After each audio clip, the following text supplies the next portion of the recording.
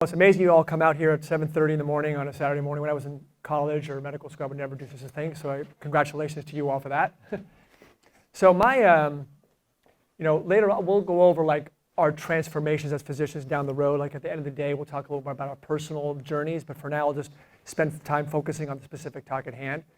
A lot of patients who come into us really just, they obviously have chronic disease, but many of them really just come in to say, when you ask them, what are your health goals? What is the reason you're here?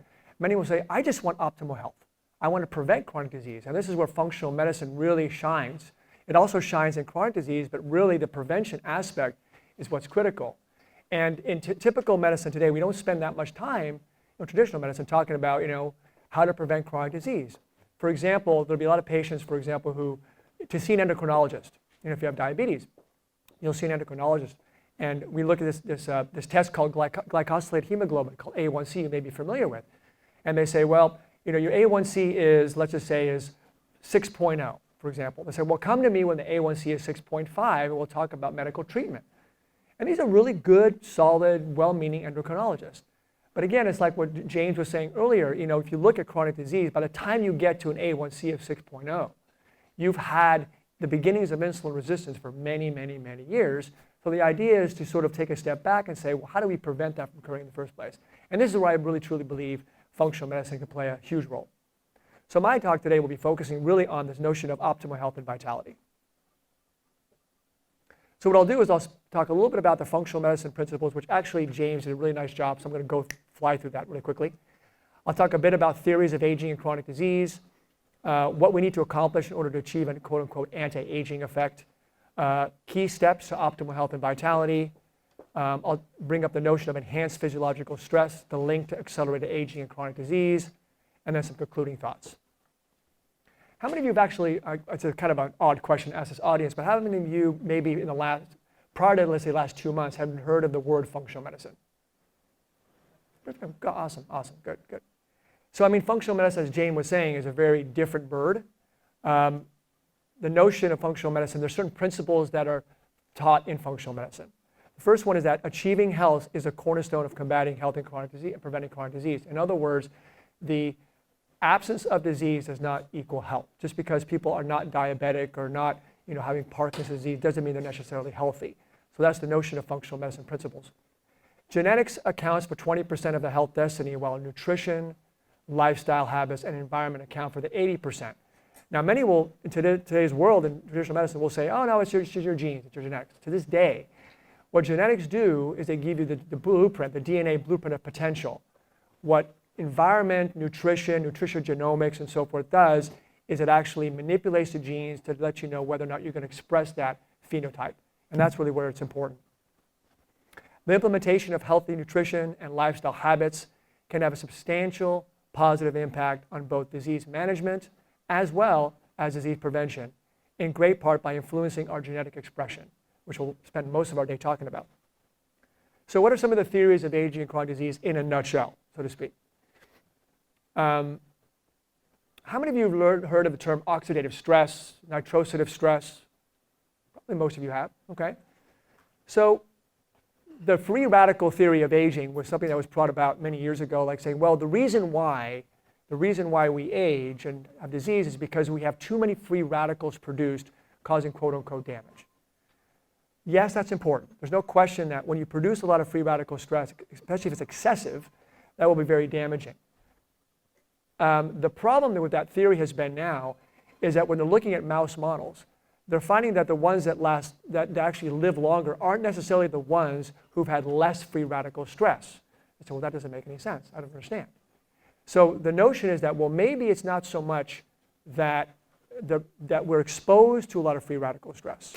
Maybe it has more to do with how our bodies defend against it, the endogenous antioxidant system.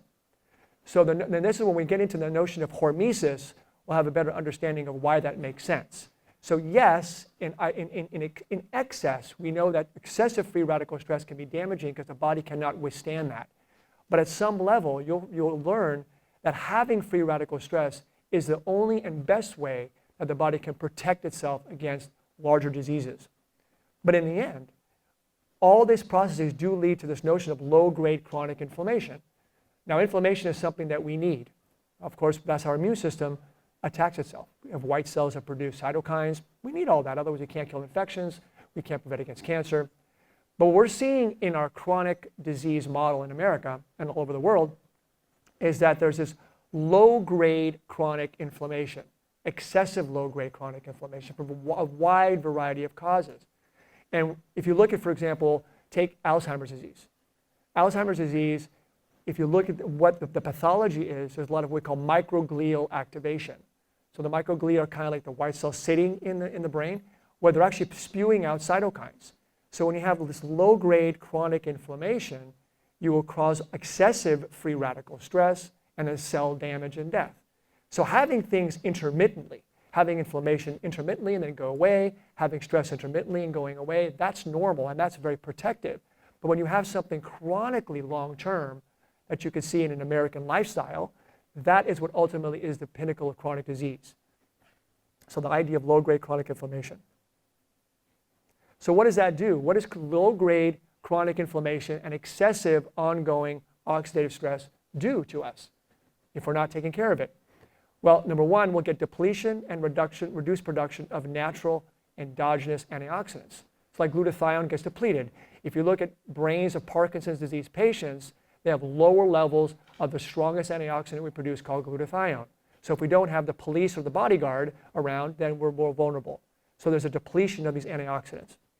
There's also accumulated nuclear and mitochondrial DNA damage.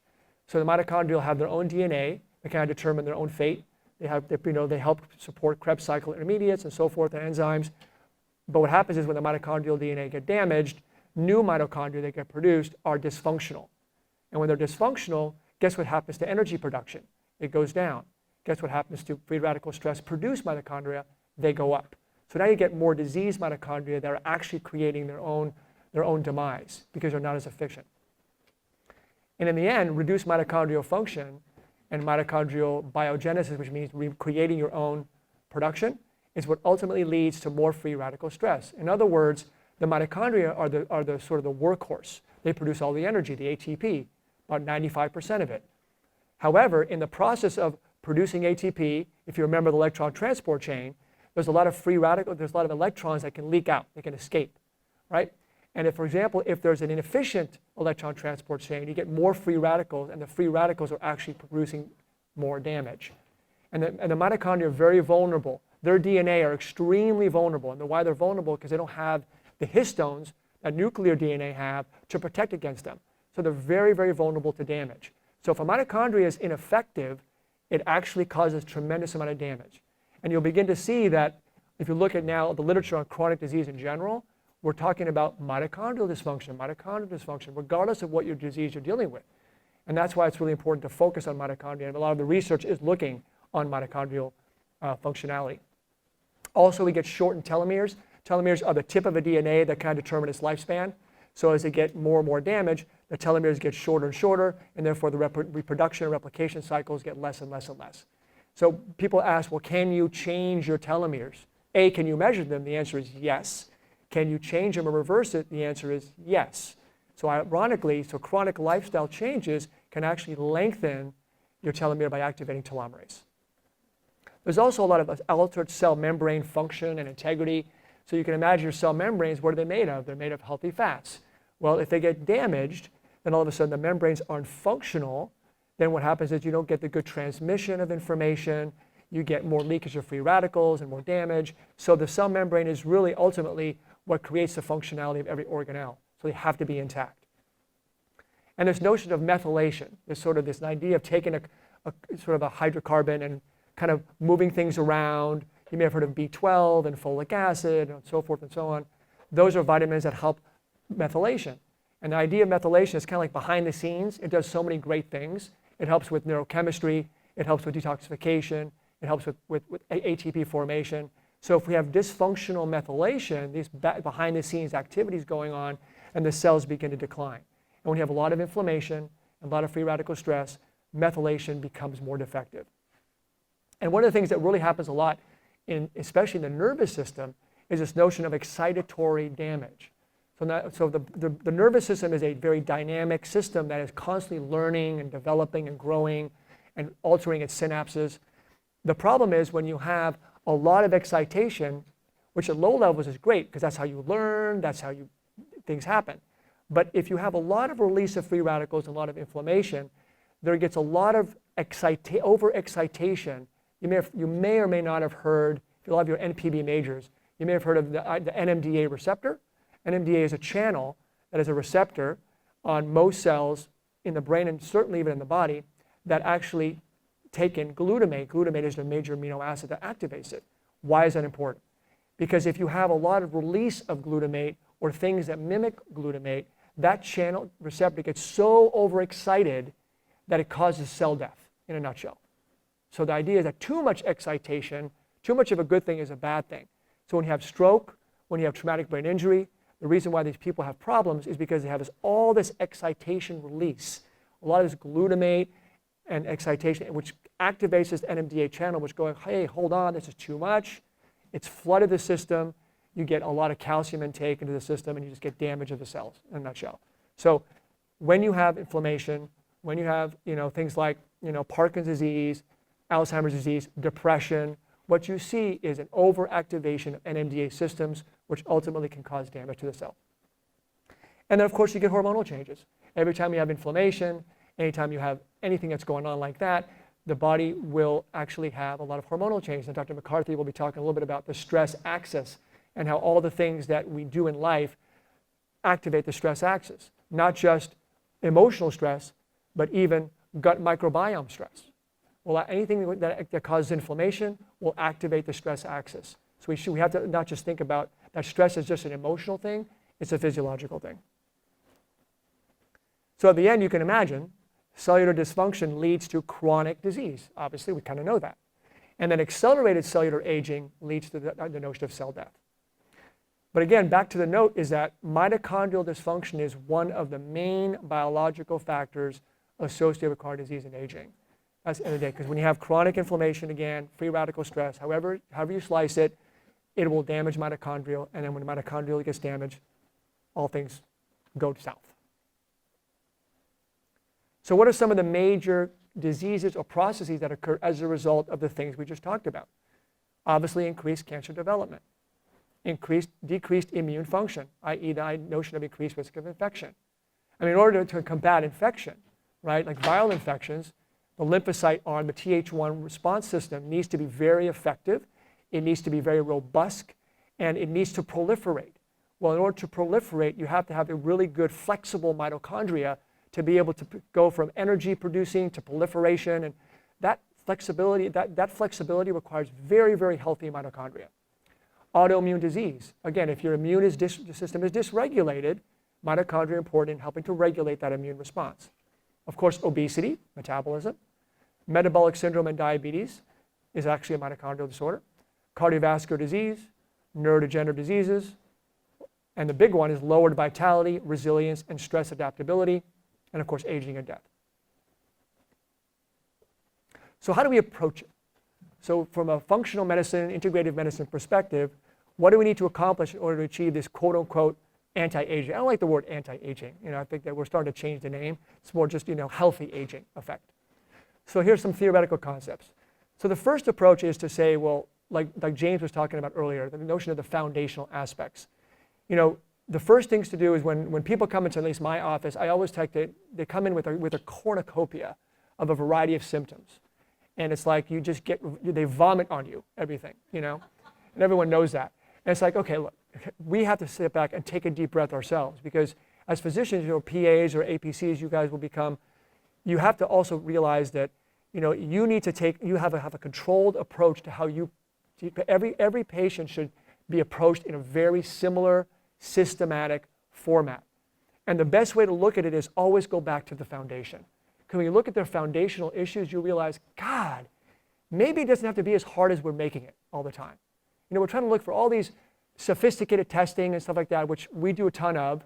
But at the end of the day, the things that are the most effective are like what James was talking about, the groups, the foundational aspects.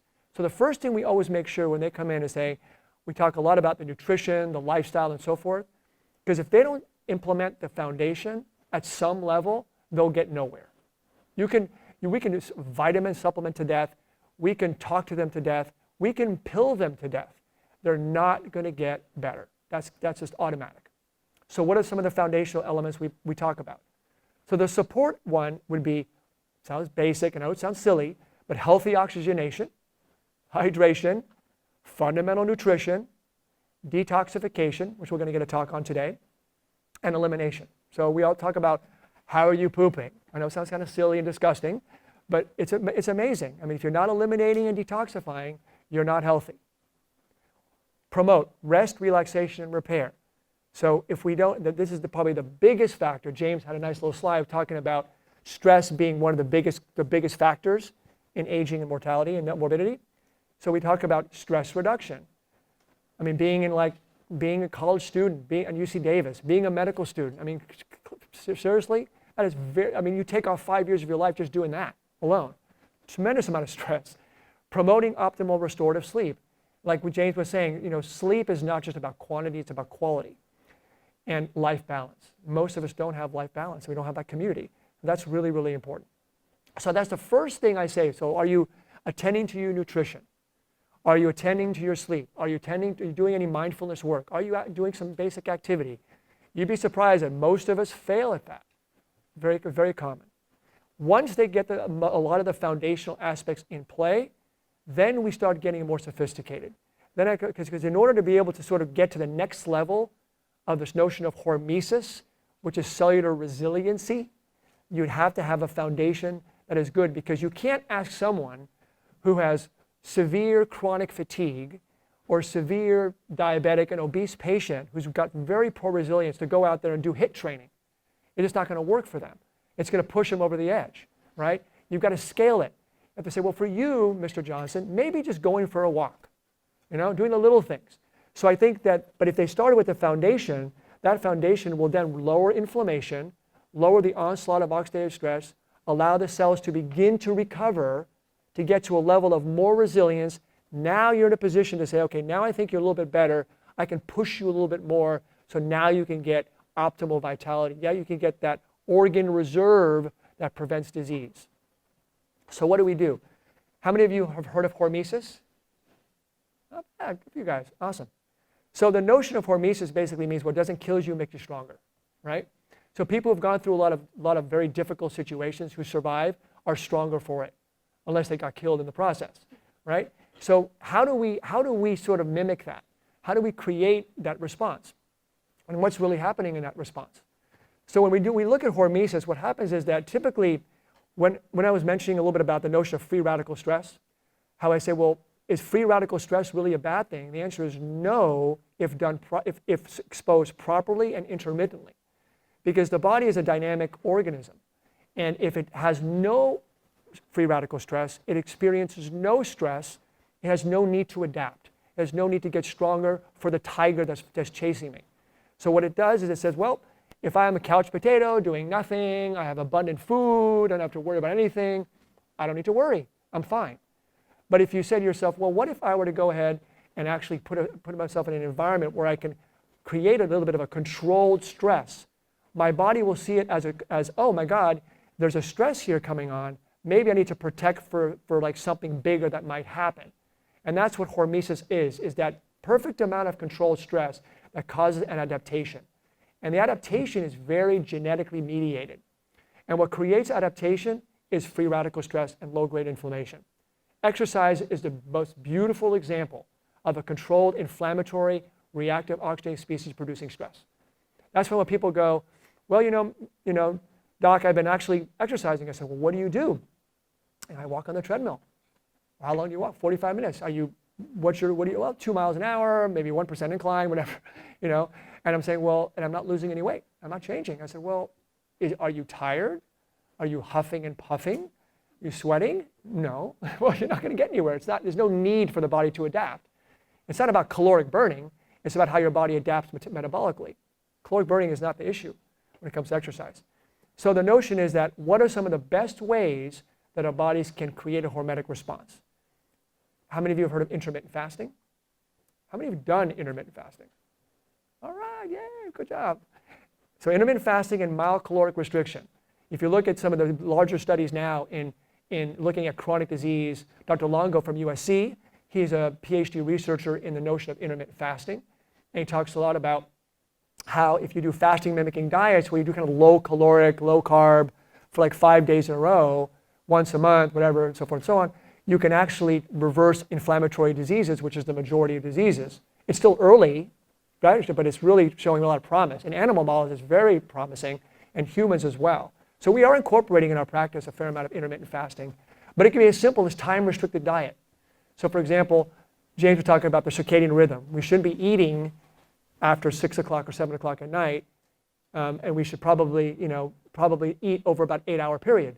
So intermittent fasting is fasting 16 hours or more. Once you get to about a 16-hour window of fasting, you start to turn on those genetics. Those genetics like saying, well, if I'm not eating, I better do something to protect my mitochondrial energy and my resilience and turn on SIRT1 and all these crazy genetic pathways. So that happens with intermittent fasting because that's what you want to do. Also, challenging cognitive and physical exercise. If exercise, we'll have a great talk soon on exercise. But if you don't challenge yourself, exercise is really not that valuable. I mean, it's valuable from an emotional, cognitive perspective, but in order to get the benefits of exercise, the whole purpose of it is to adapt. And if you're not making yourself adapt, you're just maintaining. It's not a bad thing, but you're not making progress.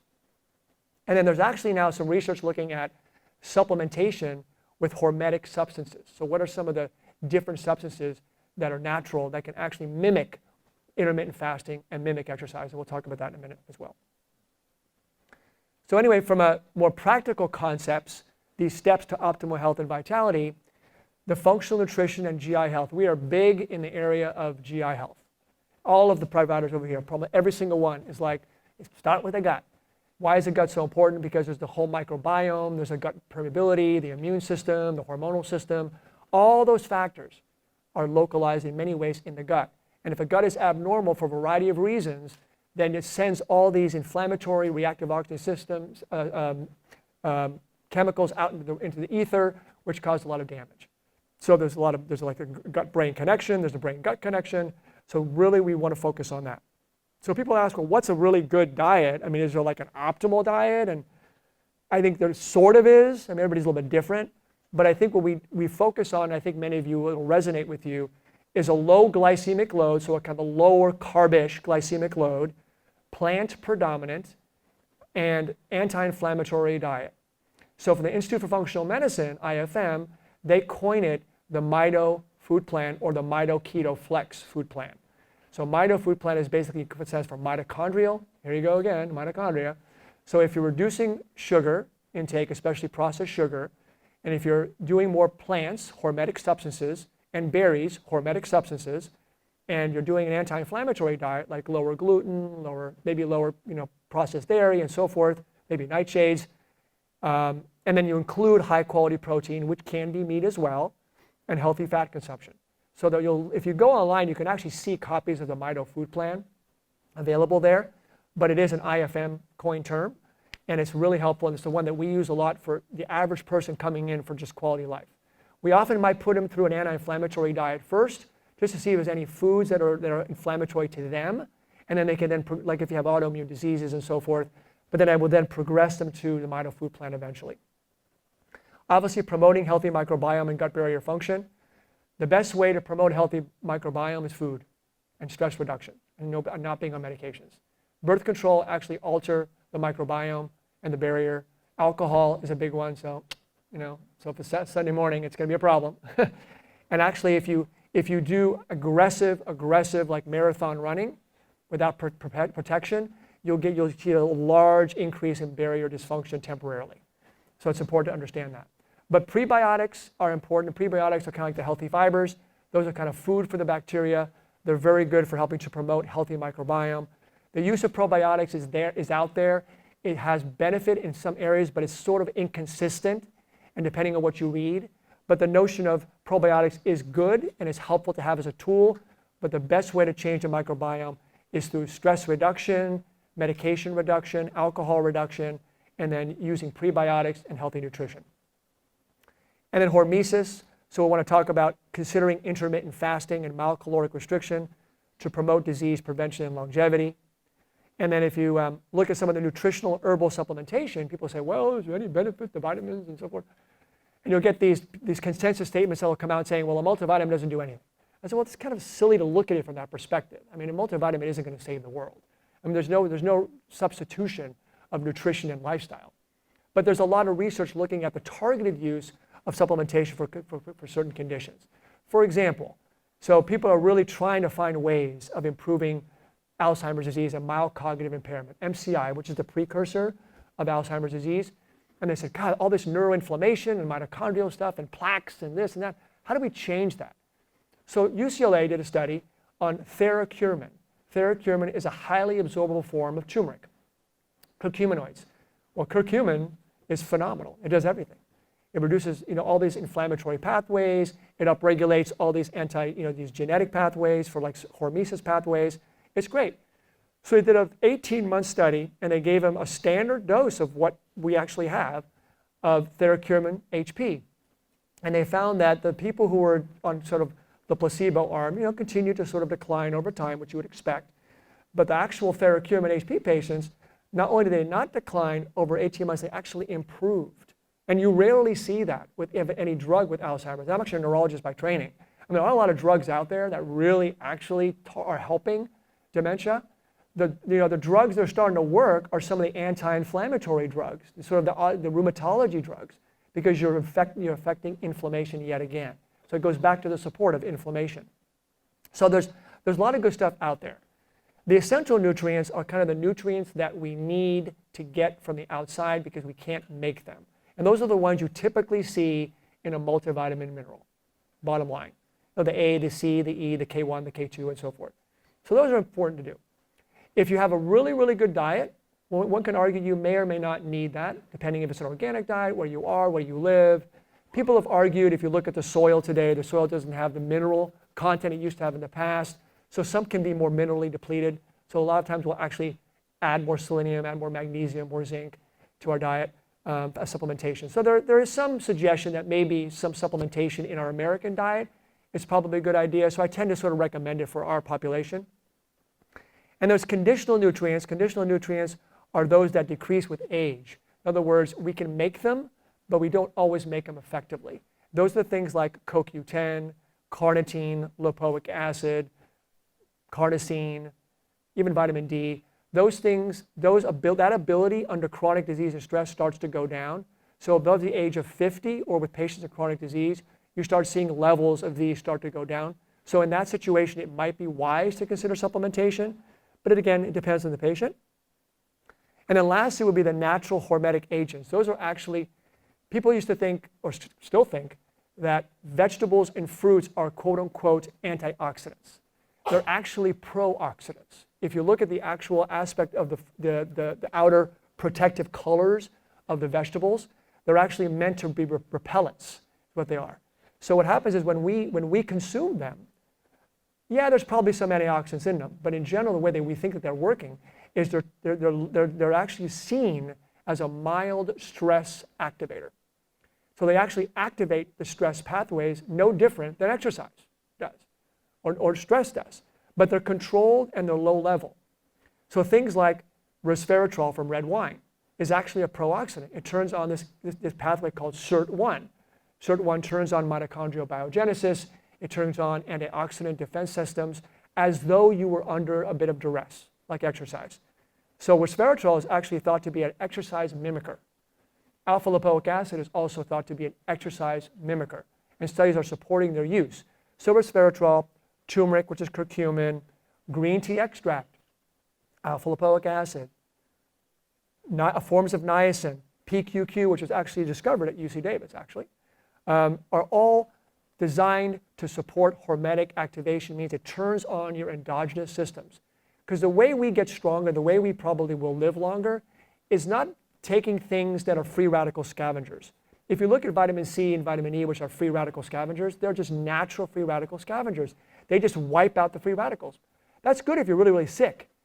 But if you're really wanting to be healthy and be hormetically strong, actually, if you look at exercise, if you take a lot of vitamin C with exercise, you will actually, you'll probably perform better, but you will find you will not be able to adapt.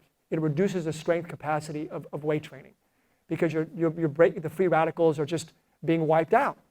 So it's fine if you're going to go on the day of a marathon, but when you're actually training, you want to make sure that you allow your body to have free radicals there. That's why taking a lot of supplements during training or right at the round training time may not be the best way to look at it. And we're going to get into exercise, so I'm not going to spend too much time, but the notion of cardiovascular training is important, resistance training is important, and of course a lot of flexibility, agility training is all important, especially as it relates to what you're doing specifically. And from our experience, we find that high intensity interval training cardiometabolically is probably one of the most cost-effective ways of getting outcomes that you want because you're getting a lot of intensity intermittently for short periods of time. And of course, weight training. People just don't lift weights. People tend to sort of think that they're going to get better metabolism by just doing aerobic training. And if you do aerobic training as HIIT and you do resistance training, you will start to see some of the benefits more than you would before.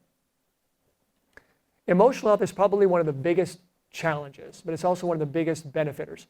Because if you look at a lot of the patients who don't seem to get better, they'll do, oh, God, doc, I'm eating well and I'm exercising. I'm not losing weight. I still got chronic fatigue.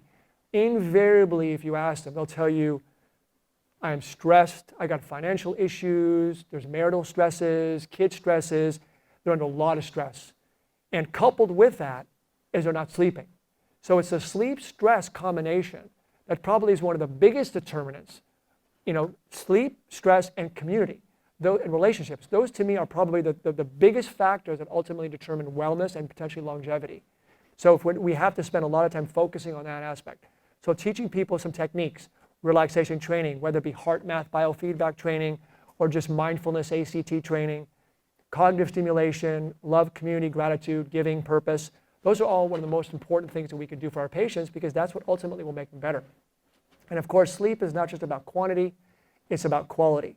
If we don't sleep well, we can sleep 10 hours. But if we have sleep apnea, or we're having restless legs, or we're having microarousals all day long, we're not sleeping well. So asking the question, do you feel refreshed in the morning? And you'd be surprised. I mean, most of us don't feel that refreshed in the morning for a variety of reasons. I mean, you guys probably don't, for sure. So for a variety of reasons. So I think that's really important. Sleep is the time when we rebuild. Sleep is a time when all the hormetic stuff that we do takes its effect. All growth hormone goes up, DHEA goes up during sleep. All the cleaning up all the debris in the brain from Alzheimer's occurs during sleep. So if we don't have that really quality dialed in, we're not going to get anywhere. Environment, we'll be talking about that a little bit more as well. But environmental exposures are paramount. We have pesticides, herbicides in this area. Again, from a hormetic perspective, a little bit of environmental stress is good. People argue that. They talk about low-level ionizing radiation. We're actually using now, experimentally, using periodic CAT scans on Alzheimer's patients, giving them radiation to their brain to turn on hormetic responses. Because again, it's about resilience. So if you can really do things properly, that's good. So is a little bit of is microarsenic a good thing, or micro-lead a good thing? Probably. That's why homeopathy might work. But if you do very high doses, which typically we're chronically exposed to, then it becomes a problem. So looking at heavy metals, looking at things like detoxification of heavy metals, looking at liver detoxification, nutritional supplements, and far infrared sauna. Those are all really nice ways of enhancing detoxification. People often take bentonite clay and charcoal to help the gut sort of eliminate some of the biotoxins and some of the elements that are kind of plaguing us. That can also help as well. And then hormonal health. Hormones are a really big factor. I personally enjoy hormones because it makes a huge impact. But as we get older and with chronic disease, hormones will decline. And unfortunately, the ones we want to decline, don't, and the ones that we don't want to decline do. So for example, cortisol and insulin tends to go up, but of course DHEA, growth hormone, testosterone, estrogen, progesterone, they all tend to drop, and vitamin D tends to drop.